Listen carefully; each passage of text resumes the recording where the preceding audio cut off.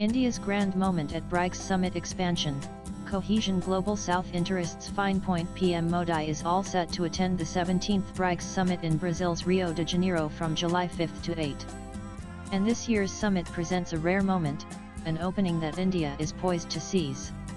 Two of BRICS founding members, China and Russia, will be represented not by their heads of state, but by deputies. President Vladimir Putin, still under the shadow of an International Criminal Court (ICC) arrest warrant, is giving the summit a pass. Brazil, a signatory to the ICC, has not offered Russia the guarantees it sought for Putin's presence. China's President Xi Jinping, on the other hand, is skipping the summit for reasons far less convincing and far more telling. Nanan, the Chinese leader, will not be showing up this time around, making it the first such absence from BRICS in the last 12 years of his presidency. Reports say that it may be because Brazil has invited PM Modi of India for a state dinner following the summit, which means that the India-Brazil relationship will take center stage at this summit, and Xi does not want to appear as a supporting actor. This Chinese decision has not been viewed well by the government of Brazil. They see it as a snub. Brazilian officials are said to be displeased by the move. One senior source in Brasilia told the SCMP that President Luiz Inácio Lula da Silva had traveled to Beijing in May as a gesture of goodwill and in expectation that the Chinese president would reciprocate by attending the Rio summit in person. It also does not help that China's official reasons simply do not add up. Beijing has cited scheduling concerns, and that it is busy preparing for the Shanghai Cooperation Organization summit, which is as late September. Brazil has raised the example of the BRICS summit in 2010. At the time, China was grappling with a major earthquake. Still, its leader at the time, Hu Jintao, made sure to show up. An advisor to Lula said, Hu Jintao stayed only one day, but he came. Moreover, Chinese officials say that Xi and Lula have already met twice in under a year, so in-person engagement is not very necessary. Given that BRICS is now a 10-member group with new heavyweights like Saudi Arabia, UAE, and Iran, and it's high on demand for aspiring nations in the global south to join in, Beijing's official excuse for Xi's absence is somewhat weightless and flippant. Meanwhile, Beijing's snub has not changed Brasilia's plans one bit. President Lula has stuck to his decision to host PM Modi, and reports of a major defense pact between India and Brazil are also doing the rounds, with Brazil expressing interest in Indian defense systems like the Akash air defense missiles. Nanan, with Xi absent, and Putin constrained, PM Modi becomes the senior-most leader present among the founding members of BRICS.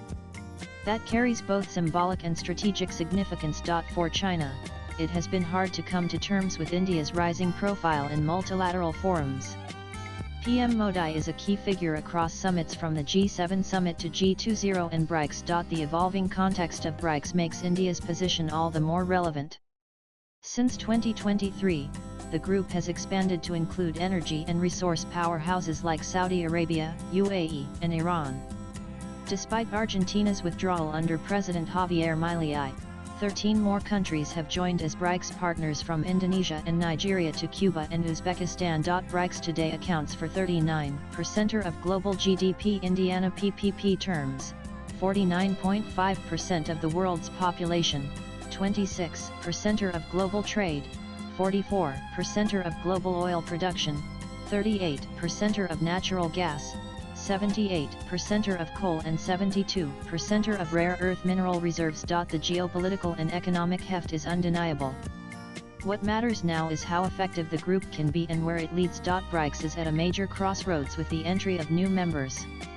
India will play a substantial role in the integration of the new members, while also contributing to decisions on further expansion. It can push substantive change in the grouping's outlook, driving cohesion, and even helping it shed its anti-Western image and amplify its non-West focus instead, which has always been the way India has positioned itself at BRICS: non-West, not anti-West. India can take this opportunity to advance the interests of the global south, push trade in national currencies amid geopolitical uncertainties, and greater trade ties overall, navigating challenges like the tariff war waged by Trump and the rare earth crunch triggered by China.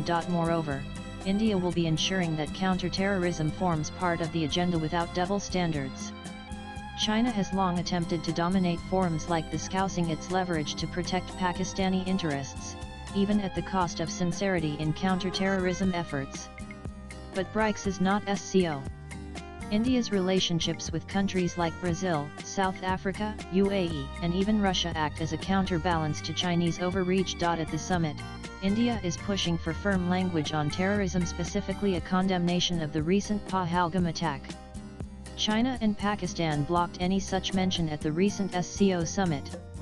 But India is confident BRICS will not make the same omission. Damu Ravi, Secretary Economic Relations in the Ministry of External Affairs, said the BRICS declaration on terrorism will be to India's satisfaction. Apart from counter-terrorism, India's push on other fronts is just as strong.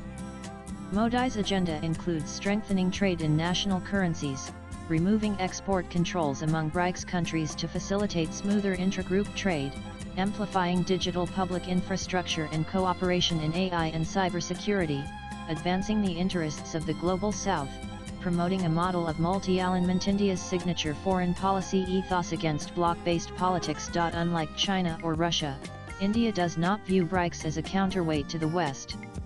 It sees it as a platform to amplify the voice of the Global South, not as a geopolitical sledgehammer. As EAMS J. Shankar succinctly put it, why the club? Because there was another club.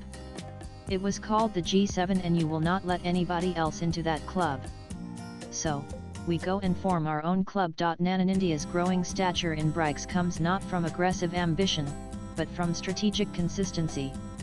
It has maintained strategic autonomy and multi-alignment amidst bloc politics, built credible partnerships across the West and non-West, and actively supported inclusive development and multilateral reform. Swipe left for next video. India's rejection of total de-dollarization, its resistance to rigid bloc politics, and its ability to be a bridge builder between the West and the non-West, are positions endorsed by many in the expanded BRICS family. Most new members and partners from Indonesia to Nigeria are not looking to pick sides in the new Cold War. They want voice, agency, and access, and India offers a template. As China turns increasingly insular and confrontational, and Russia remains constrained by war and sanctions, India stands out. It's the only BRICS country that is a founding member, but also a regular G7 invitee. India carves a space for rational Global South priorities, while pushing back against bloc-based power politics that often paralyze global reform. As India takes the reins, the spotlight is firmly on what the BRICS transforms into and what it achieves as a result. Latest blogs.